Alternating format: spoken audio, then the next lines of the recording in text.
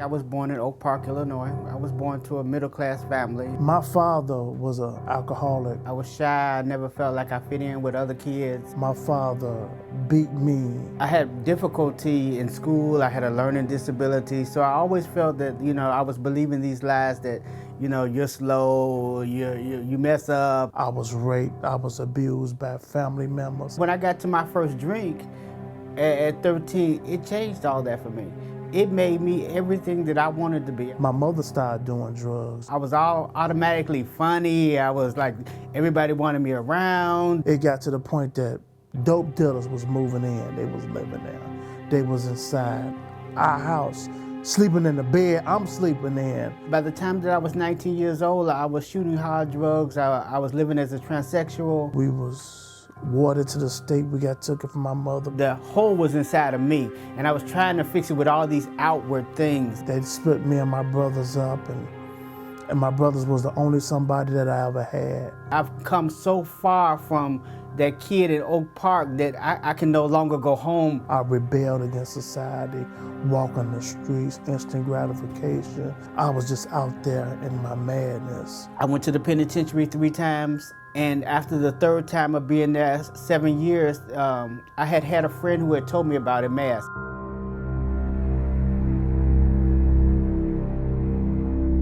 We start with outreach. That's our fundamental piece. With those 7 nights a week, we have 2 teams out, usually male and female, walking the streets. And then we hope to engage guys and to invite them down to our drop-in center, which is open 6 days a week. And there we have an opportunity to go deeper into their lives and to help them look at various areas of their lives, that kind of thing. Nobody wakes up and say, I want to be a prostitute. But homelessness is something because of the economic downturn in our country, and so people will get turned on to it, or somebody will approach them and they'll say, I'm only going to do it this one time, enough to get a place for the night or to get enough money where I can have the transportation to get to a job.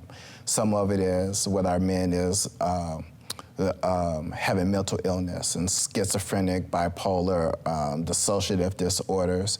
And so when you're not able to get your medication or you're hearing voices and you want to self-medicate, for a lot of men, some of it is their drug addiction did lead them to prostitution. Others started using drugs after they were in prostitution, of a way of dealing with the consequences, of a way of being able to cope with hopping in and out of cars with strange men and the things that they were forced to do that were against their nature as well. If you think about the guys as fundamentally distant from almost anybody in their life, they have very few relationships, certainly any relationships of quality, and there's very little trust in their life. And so it may take a little time, but the guys are lonely. They're sad and lonely, and that somebody takes an interest in them. And our staff, our volunteers, are very careful and gentle in the way they approach it. It's not an in-your-face style at all. It's a presence. Guys are walking around, or guys are volunteers on outreach. They're patient. They're walking around. They're praying. They're seeing guys. They're observing.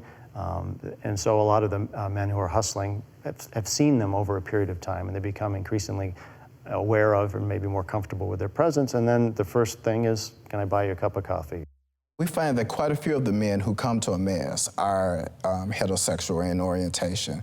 There are a few that identify as gay, but for a lot of our men, their fathers, their girlfriends or wives, even know that they're involved in prostitution. It's a way that they support their family. These guys come to us extremely broken. They're physically, sexually, they've been abused growing up. A huge percentage of our guys share that as part of their story. It's amazing. One guy, he called a couple years ago. He said to me, can you call my dad and ask him to send me $20? And he was in a program and he wanted his dad to send him a little money. I said, okay. I was there early and I answered the phone, and so I did. I called his dad and he said, oh, I love hearing from my children. Sure, I'll send it to him. After I hung up the phone, I talked with another one of our staff members, and she said, oh, that's interesting. She said, it's his dad who's the one who sold him into prostitution. When he was 14 years old, he would bring him down to the city and just started selling him on the streets so that he could feed his drug habit. And that's maybe a little bit extreme for our guys, but that story is repeated in other ways.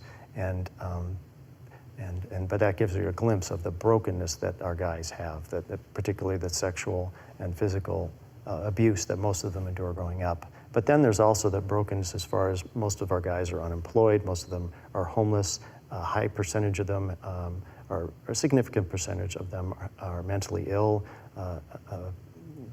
25-30% or so are HIV positive. So it's guys who are, they're kind of a mess. They're very broken. They're not people who've just made a few wrong things and you just tidy things up here and there, and then they're gonna be good for life. They're gonna get their apartment and get married and their job and move to the suburbs. It's guys who are so broken, all the basic elements of life that most of us take for granted, they weren't there for them, and they're not just gonna reappear once we love them or to speak Christ into their lives. It's gonna be a long, long journey.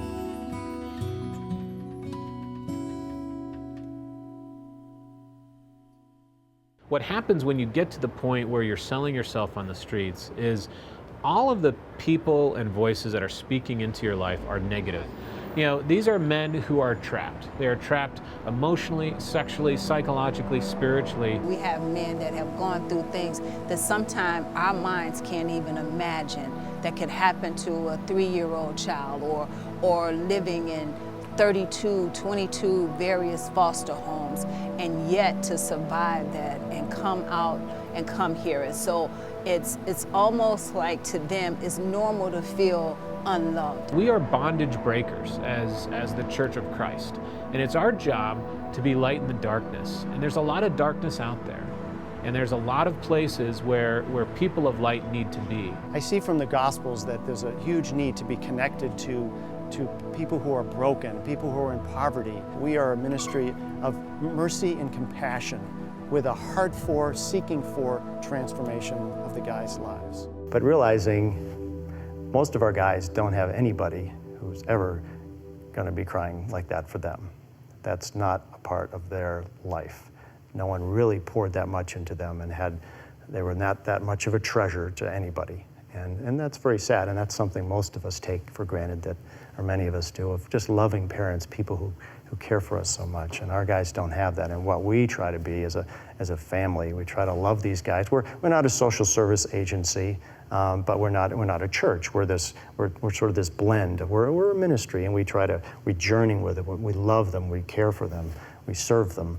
We speak into their lives. And we can't meet all their needs. We don't pretend that we can.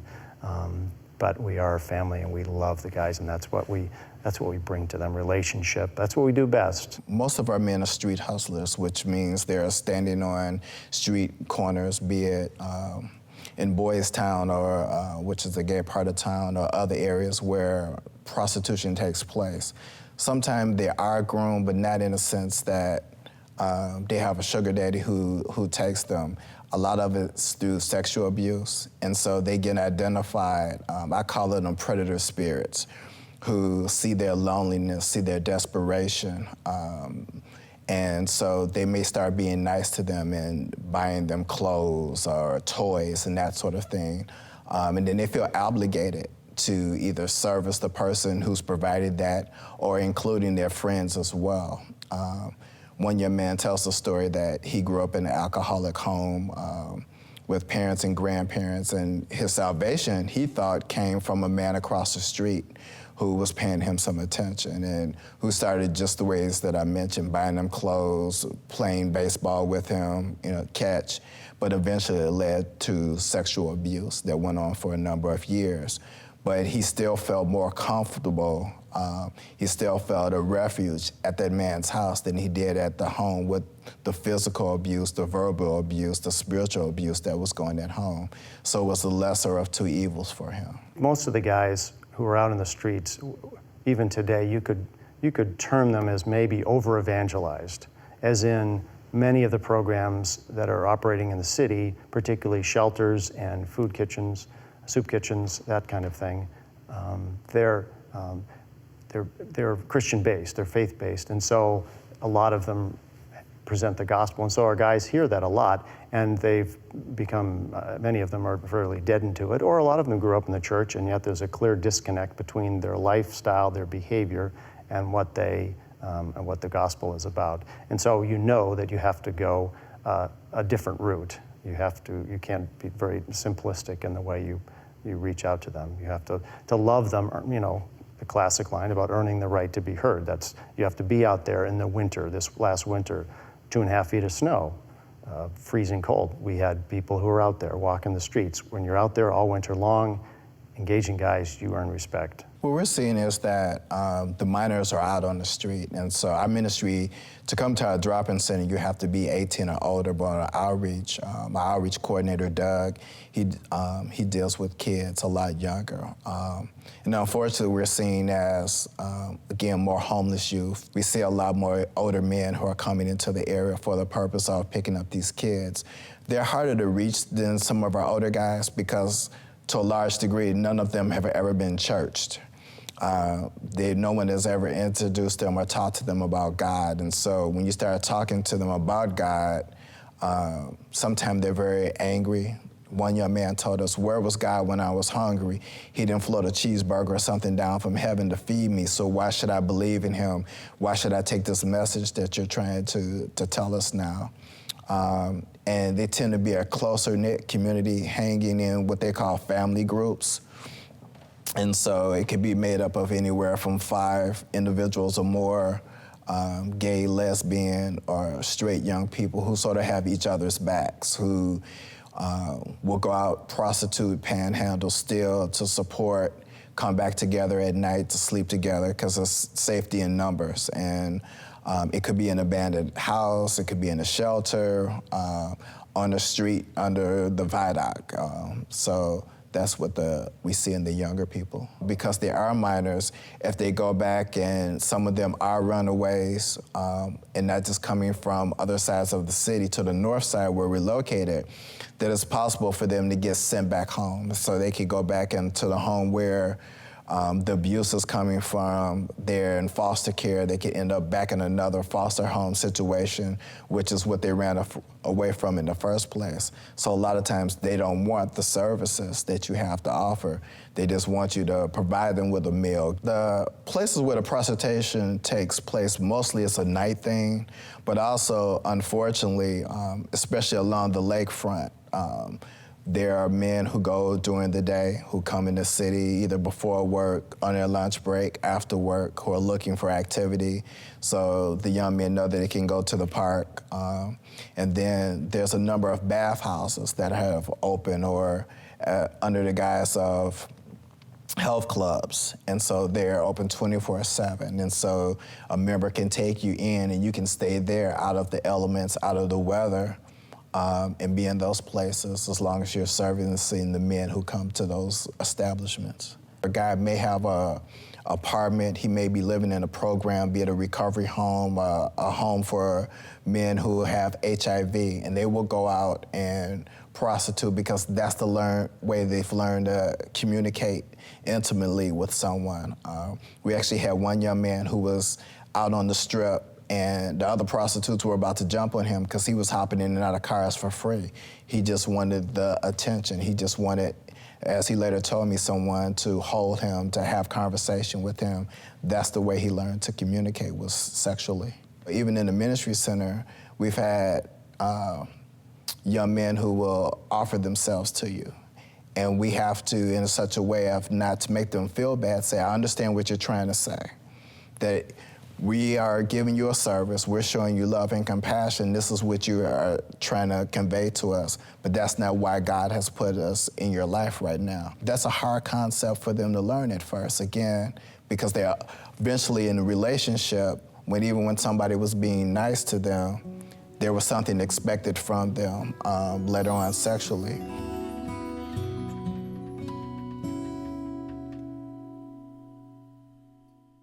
The spiritual connection, as we introduce them to God, is something a little bit harder for them to grasp, but when they grasp it, they generally eat it up in the sense that they want to learn more.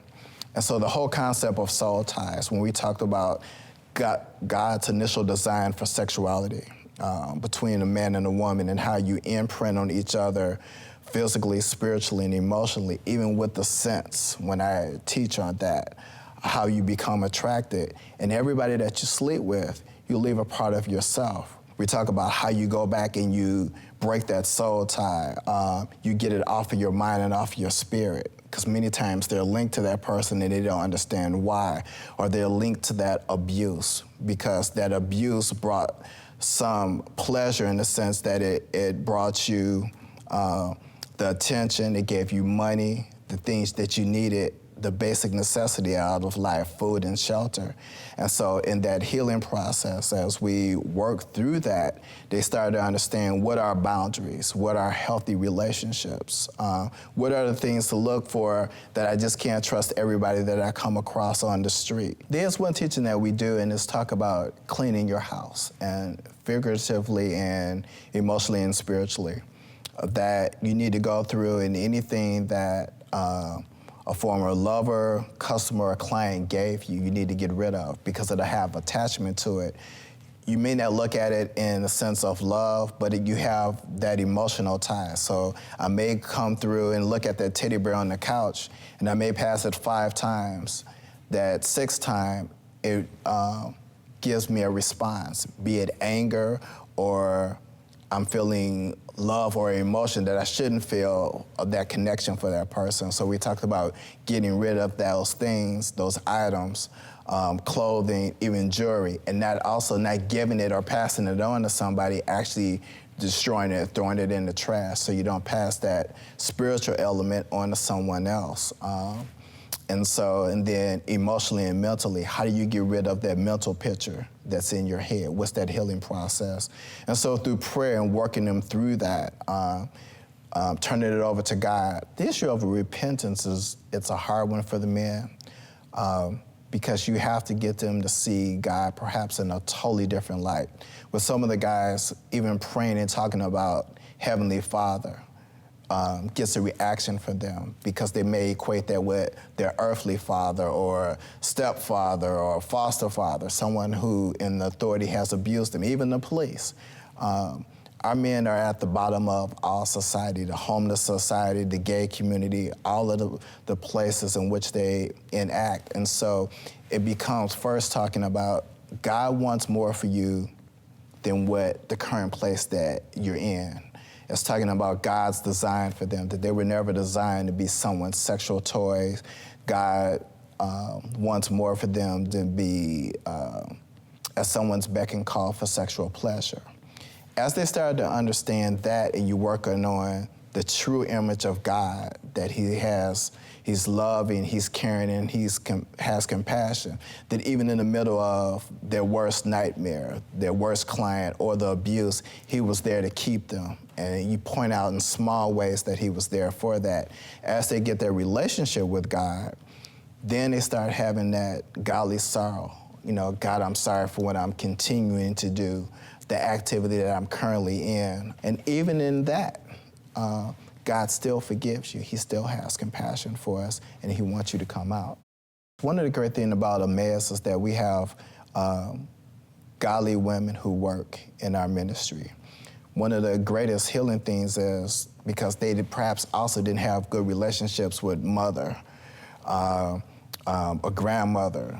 These women have abused them sexually and emotionally as well. The relationships that they've had on the streets for those men who don't identify as gay, who are heterosexual, a lot of it is drug-induced relationships. We're getting high together, we may have prostituted together. And so they have godly women in the ministry center who can give them that motherly hug, who can, if they're a similar age, to could be that sister to show them what godly women and true healthy relationships can be. And even for the men who may identify as homosexual, when women are around, you see the manhood in them come out, where they're pulling chairs, opening doors. If one of the other guys, they feel is disrespectful, raise his voice. Hey man, that's a lady over there. You know, you're not on the street speaking to one of those crack women or whatever. This is a woman of God. You need to address her differently. And so we see that element come out as well. Several times a week on Monday, Wednesdays, and Fridays, we do life skill training. Many of the men, and we ask them once a quarter, what are some classes that you would like for us to teach in? And if we don't have the expertise within the ministry center, we'll get speakers and somebody else to come in and address the issues. And so things that we take for granted, the men some of them have never had bank accounts.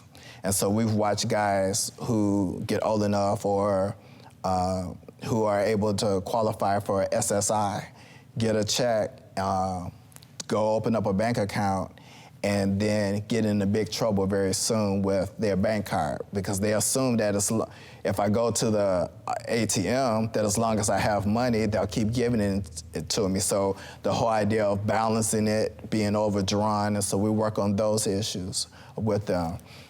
Maintaining an apartment. If I have been homeless the majority of my life, or with some of our young men have never stayed in a stable home, when you get a place, how do I prepare a meal? How do I go even shopping for myself? What are the healthy things versus buying just a bunch of junk stack or some junk food or something for me to fill myself up with? How do I maintain and wash clothes properly, keep the apartment clean? How do I set healthy boundaries of who should come and who shouldn't come over to my house? And so we work on those type of things, as well as also doing recovery groups, both spiritual recovery and AA or NA type of meeting as well.